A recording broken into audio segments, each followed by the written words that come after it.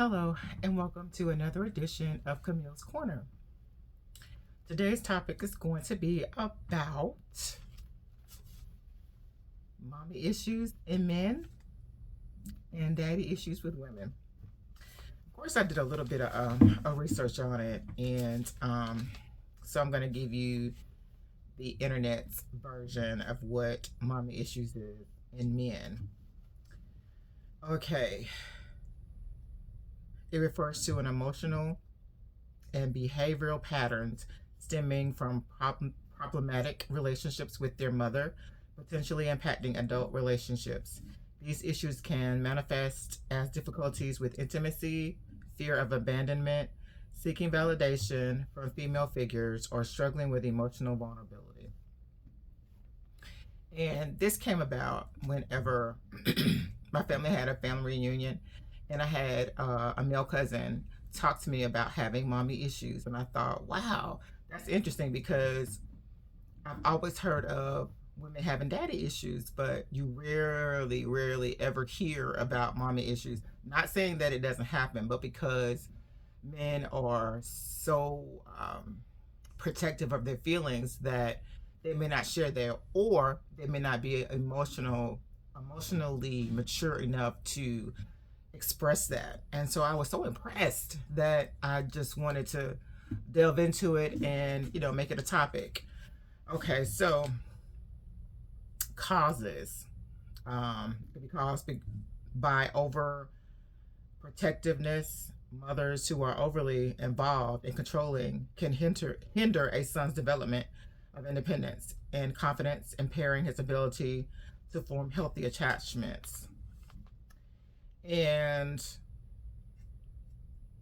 also, it could be emotional neglect. Mothers who are emotionally distant and neglectful can lead to feelings of insecurity, low self-worth in their sons.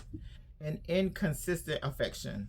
Unpredictable displays of affection from mother can create anxiety and insecurity in a son, leading to attachment difficulties. And then you have your unresolved trauma. Past experiences of abuse, neglect, or other forms of trauma within mother-son relationships can have lasting effects on men's emotional well-being in relationships, which makes sense. I mean, really, because with the daddy issues, basically it's the same thing. So the daddy issues in women, used despairingly to describe women who have difficulty forming healthy relationships with men due to unresolved issues stemming from their relationship with their fathers.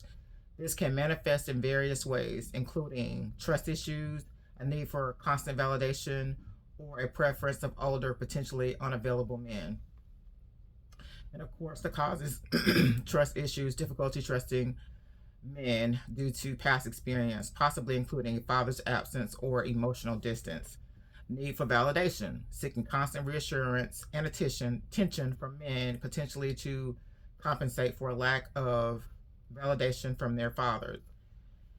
And then fear of abandonment, anxiety and security about relationships stemming from fear of being left or rejected.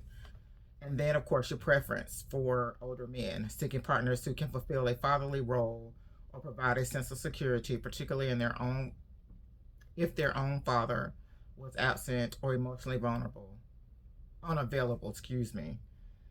Relationship problems, difficulty with communication, boundaries, and resolving conflicts, potentially due to modeling unhealthy relationship dynamics from their parents. Low self-esteem, struggling with feeling of inadequate, and seeking external validation to boost self-worth.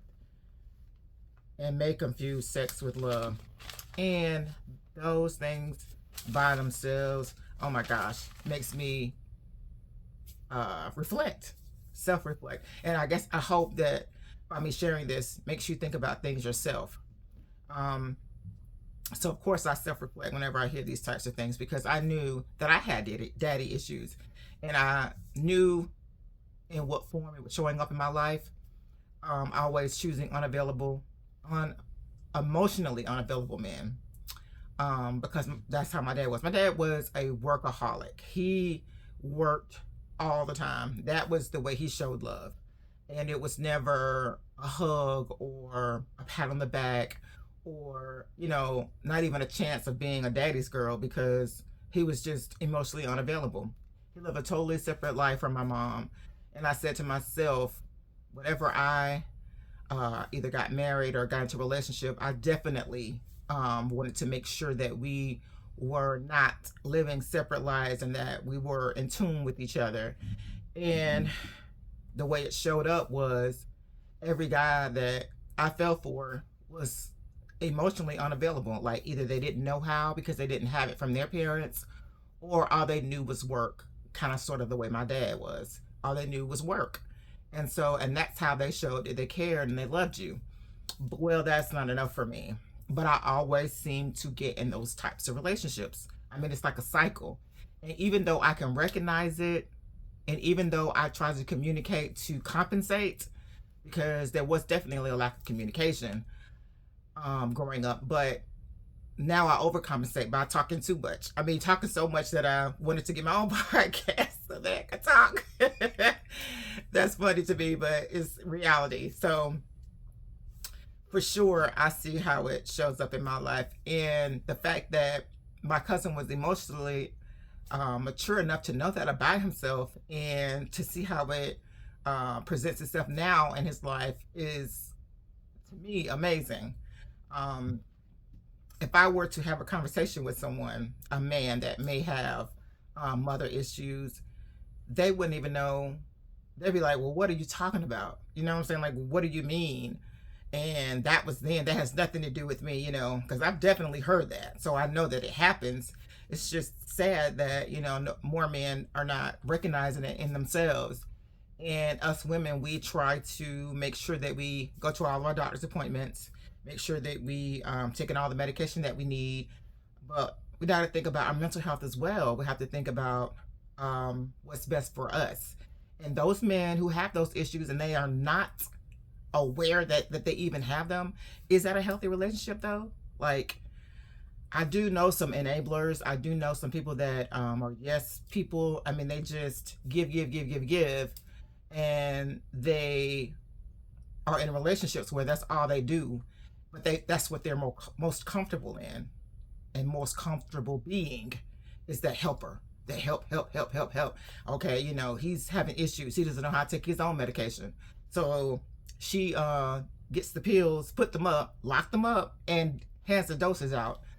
Okay, so where's his accountability? Where is his matureness to know how to take your medicine? Like, so I call those people enablers. Who knows? However, we can't always say that they come from issues that like the ones I mentioned, because you can have a two-parent household. And sorry for the interruption, sorry. Okay, so like I was saying, if you're in if in a two-parent home and the dad's feeling like he's doing all he can do and the mom's doing all she can do, she's allowing you to be free, allowing you to make decisions so that you prepare you for your future. Your dad's there to cheer you on. He's there to make sure that you're loved, give you a hug, and come to every game or come to everything that you may do. And you wind up still having some issues with relationships. So we're not saying that all of the homes that are broken, so to speak, are the ones that have these issues. No. You know what I'm saying? Because I have siblings that I've lived in my whole life together with, and we had the same, mom and pop, right? And we turned out totally different. I mean, totally different. But that's another topic. But anyway, so I put together some what to do's, and number one is to acknowledge past experience and validate. Makes sense to me. Self-reflection and awareness, stuff that I was talking about, self-reflect, seek professional support. Like for me, in the past, I have done some counseling and found that it helped. So I think I'm going to start back. Just, people who are actually wanting to self-reflect and wanting to do better and be better, um, I would suggest that. I mean, it doesn't mean that you're crazy. It doesn't mean that, something's wrong with you. It just means that whatever you have going on, you may just need a little bit of help understanding it and navigating through it. That's it. That's it. Okay. Let's see. Number 4, build healthy relationships. So if you found this out about yourself and you've gone to counseling and they told you this, and kind of shed some light and help you understand, then try your best to make your relationship either you're in better, or when you create one with someone new, you'll know how to navigate with that as well. So, and then which leads me to number 5 is practice self-care, meditation. Can't read my own writing. Meditation and exercise. And just do some things that you like to do. I mean, if it's painting, paint a picture. If it's whatever it is that you like and enjoy doing that is positive, I say go for it. I say do it and do the best that you can. And massages for sure. For one thing, for me, for sure, it's massages, because that definitely relaxes my muscles and it makes me feel better. And when you feel better, you think better. When you think better, you do better. So, all that works together. And let's see. Number 6, forgiveness. Practice it. Practice forgiveness. Not just for yourself, but for your parents. Because a lot of times they did the best they knew how to do. And that worked for me. That whole self-reflection, that whole self-reflect thing. I mean, all of that. As you get older and you're trying to better yourself and you're trying to be a better person in general, if that's your goal, which is one of mine, it's definitely, you have to see yourself for who you really are, okay? And you have to see that, okay, in this area, I'm weak, and that's forgiveness. It takes me a while. I don't know why, but it just gets in me and sits in me if someone offends me, rather than to forgive immediately. Now, that's something I'm working on, but I'm definitely aware that that's what I do. So I have to practice it. Practice forgiveness. Practice it. Do it. I forgive them and move on. You know what I'm saying? I have to practice it, because if not, then I'll lose it. I'll forget it, and then I won't use it again. You know what I'm saying? So let's go on to 7. Set boundaries to protect your emotional well-being. Love it. If there's someone that is not on this same path with you as far as being peaceful, being emotionally healthy, if they are bringing drama and they're causing you to just feel uncomfortable or to feel agitated or anything other than peace, you have permission to not be around that person. I don't care who it is. If it's something or someone that is causing you not to be your best or feel your best, you have permission to not be around that person. And that's that. No, not today. Ain't happening. Just set boundaries, because this is your mental health. If you go nuts, is that same person that's causing you this conflict, is that person going to see about you and take care of you? Go see you in the mental ward? No, they're not. They're going to go on about their day, and they're going to be happy and sleep well at night. So guess what you have to do? You have to practice, and then you have to set boundaries. All right. And then number 8 is be patient. Be patient with yourself. Healing is a process. Celebrate the small victories. And that's where I am. Like, I celebrate the small victories. Like, if I can forgive you like that, and I know that it usually takes me a long time, oh, I'm celebrating. I'm like, oh, I'm getting better. Thank you, Lord. That's just me. Because that's, what I aspire to do, and that's, be a better person. But for you and for me, I have to tell myself this as well. Like, give yourself some grace. Be kind to yourself, because it's a process. Because that's why you have to practice forgiveness. It's not just saying, well, forgive now. Just go ahead and forgive. Like it's something you can do, and that's something easy for people to do. No, you have to practice it, right? So when you're practicing, be patient. Okay, number 9 is seek support groups.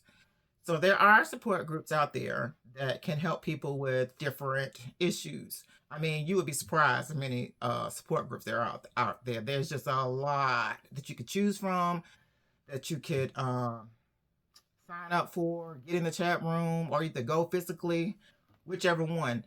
It's up to you. You seek it out. Seeking you shall find. So number 10, which is the last one, focus on strength.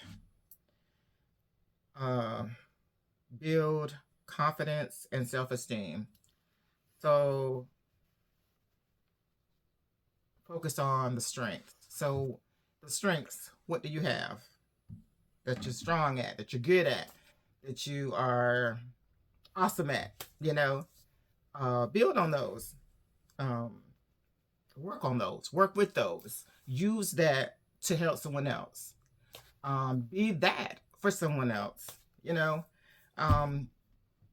Like I said, I had the best interesting conversation I've had in a while with a relative talking about those things. And it was just interesting to know that they were self-aware, to know that they had mommy issues. And I had never heard a man say that. And I've been around some men, and I've been in relationships with people that, they don't see that. Like, they don't see anything about their upbringing that affects them now.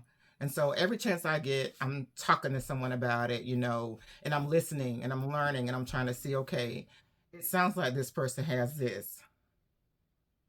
Do I diagnose people? And I'm not a psychiatrist. Yes, yes, yes. But most times I am, because I seek knowledge like that, I can see it, And so when I see it and when I hear it, it's like I just want to share it. I want to share it with people to help you be the best you can be. And that's all that I want. That's it, for me to be the best that I can be as well. And so, and along the way, I'm bringing you with me. So there's a saying that says that everybody's not meant to go where you're going. And that's true. But then there are some that will. There are some people that you can just scoop up, take them with you, and say, come on, let's go. They get it, they understand it, and boom. But if not, and keep it moving. So that's my show for today. Thank you.